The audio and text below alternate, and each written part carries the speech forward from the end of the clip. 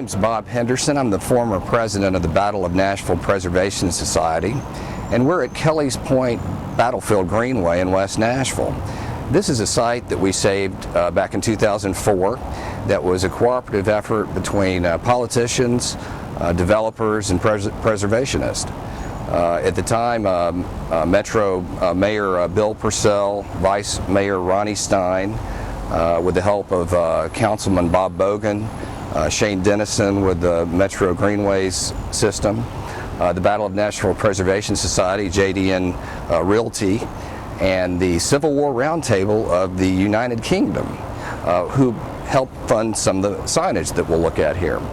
This is basically the site that is not written about much in the Civil War, but it's actually the beginning of the Battle of Nashville on December 2nd, 1864. This was the last major offensive of the Confederacy, and it's very significant in that Nashville had been a key staging area for the Union occupation of the South and the Western theater of the war. Since 1862, federal forces had taken Nashville and used it as a springboard for most of the Western theater.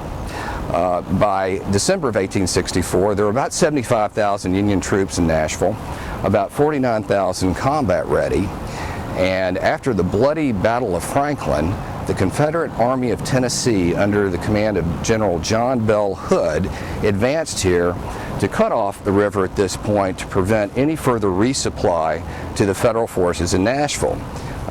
From that point, they were out here for about 2 weeks blockading the river against the U.S. Navy. There were about 25,000 Confederates that anchored their position at this point, running through Belmead, Green Hills, and past Murfreesboro Pike to try to hem in the Union occupying forces in Nashville. It's a very significant battle for a lot of reasons, and we'll talk about some more of the signage that is back on the river. We're back here on the Cumberland River at Kelley's Point Greenway, the overlook. And on this site, December 2nd, 1864, the Confederate Army of Tennessee initiated a 2-week siege of Nashville.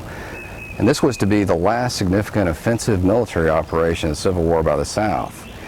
It was also one of the most significant battles between the Confederate cavalry and the United States Navy.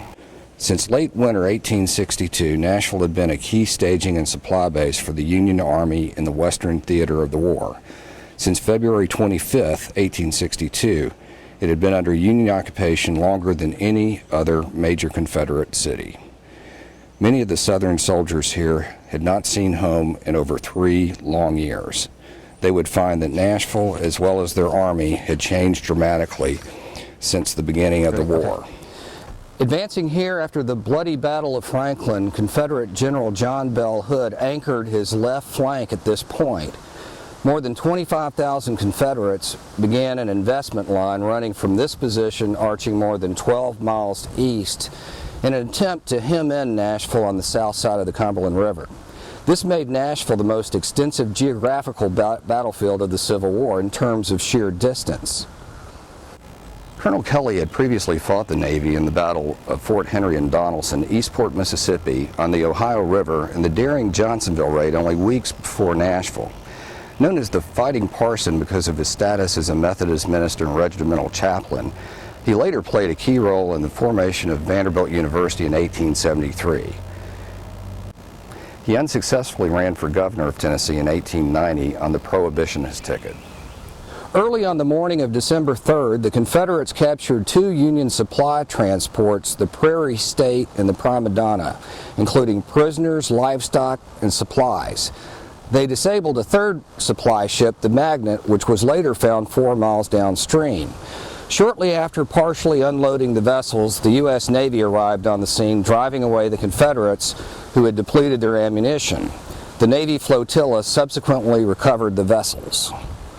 Between December 3rd and December 15th, up to 7 regiments of Alabama, Mississippi, and Tennessee Confederate cavalry effectively blockaded all transportation along the Cumberland River against 7 heavily armed Navy gunboats here. The U.S. Navy unsuccessfully tried to dislodge the river batteries in 6 separate engagements in the weeks preceding the Battle of Nashville.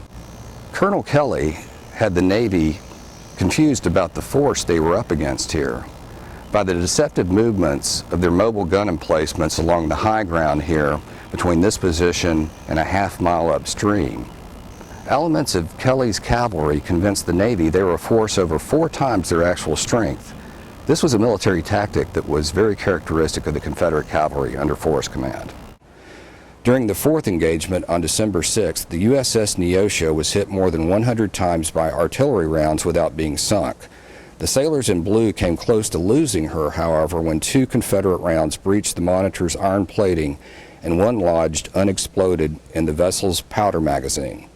The ship's quartermaster, John Desenbach, with pilot John H. Farrell, became the recipients of the Medal of Honor for their actions that day, saving the boat's colors when they were shot away by heavy Confederate gunfire. By December 15th, the Union combat forces in Nashville were increased to more than 49,000. By feigning an attack on the other end of the battlefield while dividing the Confederate left along Richland Creek, the Union would crush the Army of Tennessee in the center in one of the most decisive battles of the war. Kelley's artillery, along with 5 regiments from Chalmers Cavalry, was one of the few Confederate units to hold their ground and force the overwhelmingly larger Union cavalry into retreat on the opening day of the Battle of Nashville. Noteworthy in this countercharge near present-day I-40 and Charlotte Pike was the participation of a prominent 75-year-old civilian named Mark Robertson Cockrell. It is said that he led into the charge and galloped into the fray with the use of only one arm, holding his father's Revolutionary War musket in one hand and the reins to the horse in his mouth. When it was learned that Federal forces had overrun the cavalry headquarters at the Bellamy Plantation 3 miles southeast of here, Colonel Kelley withdrew to rendezvous with the main force in retreat 6 miles to the east. The night of December 15th, they abandoned their position here and reconnected with the main force near Hillsborough Road and the present-day Old Hickory Boulevard. This was just in time to provide a critical rear guard that fought a delaying action from Brentwood south more than 100 miles, crossing into Alabama and then over the Tennessee River above Muscle Shoals, where the Union pursuit was called off. Thus ended the last great attempt by the South to reclaim the state of Tennessee or advance to recover any of its lost territory. The once great Army of Tennessee would be surrendered by General Joseph E. Johnston 4 months later near Durham Station, North Carolina, April 26, 1865.